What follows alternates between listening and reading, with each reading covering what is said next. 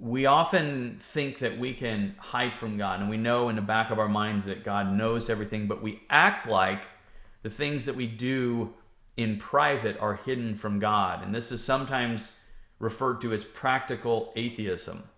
Practical atheism is a deadly practice that is pervasive in the local church. Titus 1, verses 15 and 16, it says, "To the pure all things are pure, but to the defiled and unbelieving is nothing pure, but even their mind and their conscience is defiled." Now listen to this. It says, "They profess that they know God, but in works they deny him." They profess that they know God, but in works they deny him, being abominable and disobedient unto every good work, reprobate, or unfit for any good work. Matthew 10, 32 and 33 says, "Whosoever therefore shall confess me before men, him will I confess also before my Father which is in heaven. But whosoever shall deny me before men, him will I also deny before my Father which is in heaven." And so we sometimes fool ourselves into thinking that Jesus is referring to us just simply saying, I would never deny Christ with my mouth. If someone asked me if I was a Christian, I would say yes.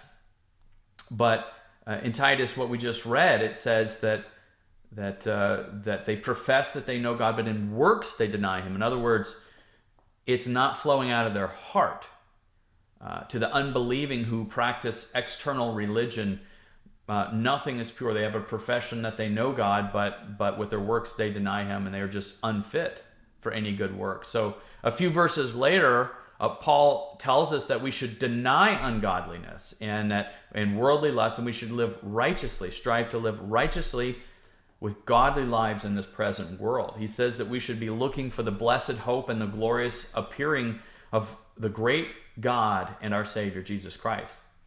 And so good works naturally flow out of the heart of a born-again believer. They're not forced, they're not burdensome, it's not begrudgingly something we bear the weight of good works, but good works flow out of the heart of a believer. They're a joy to the heart of a lover of God.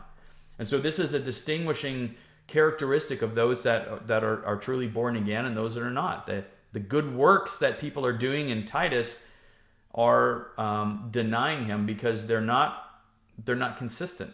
And they're inconsistent because they have all this religious pretense, but their hearts are wicked. They haven't been born again in the Spirit.